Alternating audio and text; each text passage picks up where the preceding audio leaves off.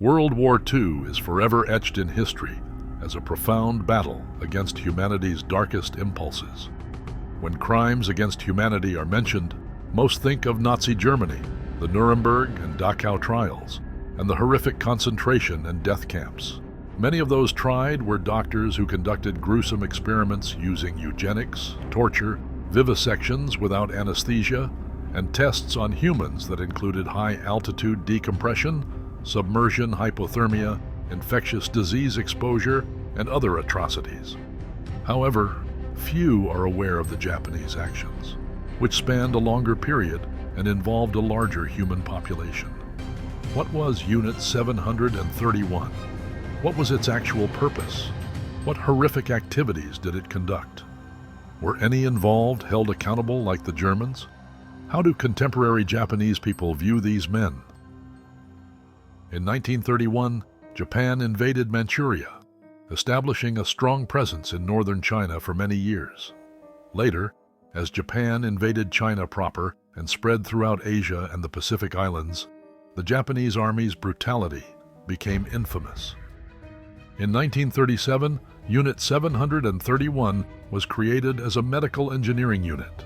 Its responsibility included testing, producing, and storing biological weapons and conducting human experiments to develop vaccines and treatments. Under the direct command of General Shiro Ishii, a renowned microbiologist, Unit 731 was based near Harbin in northeastern China, close to the Korean peninsula border with the Soviet Union. After most of China fell, the army was ordered to harvest people for forced labor, executions, and medical experiments, impacting 500,000 or more individuals. Many were injected with venereal diseases to study their spread, or with bubonic plague and cholera, bombarded with intense radiation, subjected to amputations to study blood loss, and other horrific experiments. People were intentionally infected with gangrene to test remedies, as Japan lacked penicillin. Many were sealed in bunkers and killed with various poisonous gases to observe their effects, while others underwent removal of body parts and internal organs, sometimes while still alive. Subjects faced intentional starvation, exposure to freezing temperatures to study frostbite and hypothermia, and infections with yellow fever and malaria to assess alternative medications. These experiments were not confined to Unit 731's compound. A larger pool of test subjects was sought, leading to the use of bubonic plague, anthrax, and other lethal pathogens on nearby towns like Changde and Ningbo. The results of these biological warfare trials were catastrophic, with men, women, and children suffering as guinea pigs. Such activities were outlawed by the Hague Convention of 1907 and the Geneva Protocol of 1925, later incorporated into the entire Geneva Convention of 1929, which followed the use of various gases in World War I. Victims included not just Chinese, but also untold thousands of Koreans, Russian civilians, prisoners of war, and American prisoners, mostly downed aircrew. Biological weapons were not limited to Asia. There was a plan to release bubonic plague-infested fleas in San Diego, California, via submarine-launched aircraft. This mission, codenamed Operation Cherry Blossoms at Night, was abandoned only because the war ended first.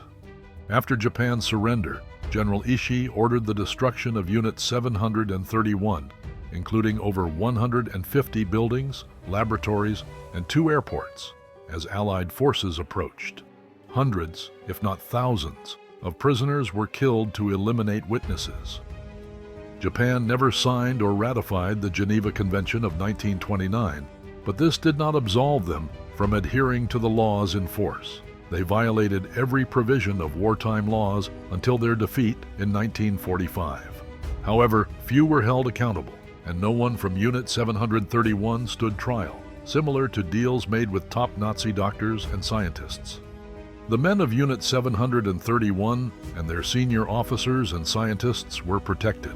The detailed records maintained by Unit 731's researchers became bargaining chips, much like those of many Germans.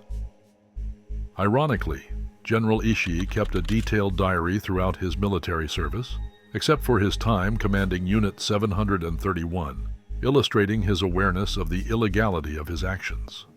Ishii and his men, in U.S. custody, avoided charges of crimes against humanity, unlike those who murdered Allied POWs in Japanese-occupied regions.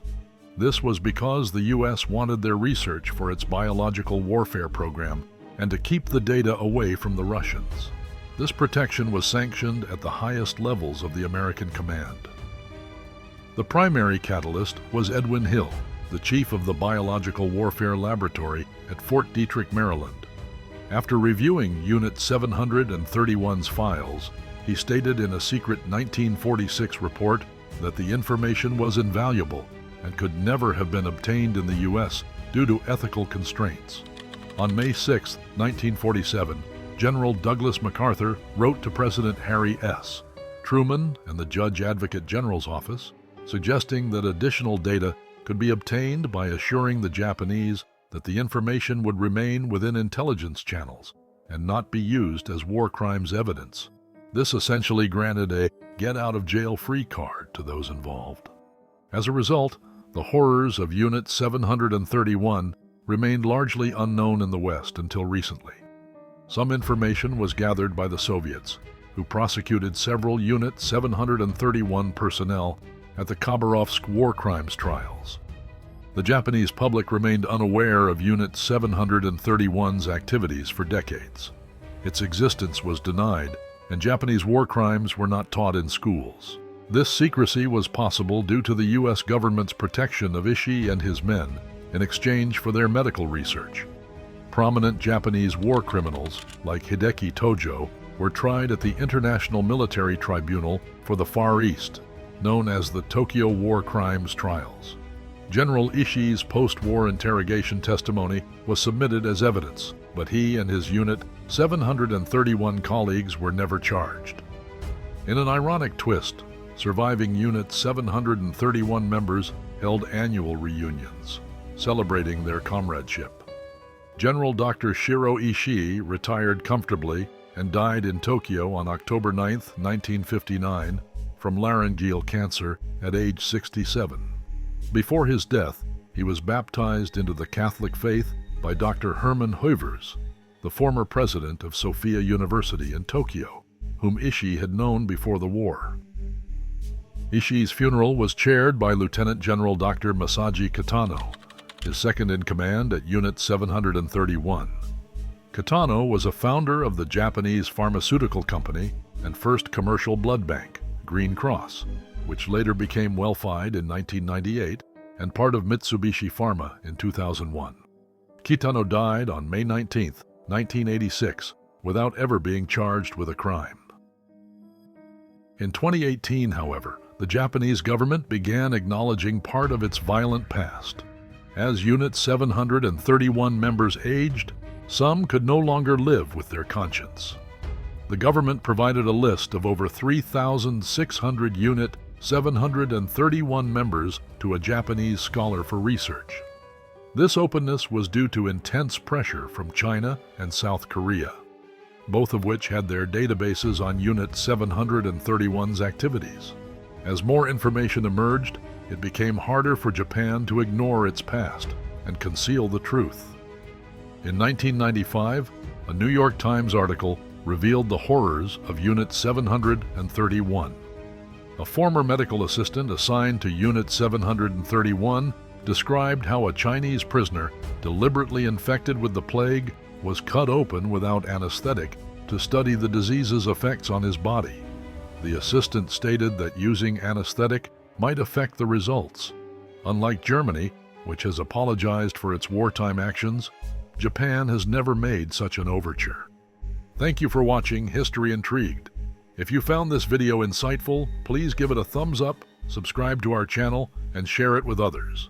We'd love to hear your thoughts and questions, so leave a comment below.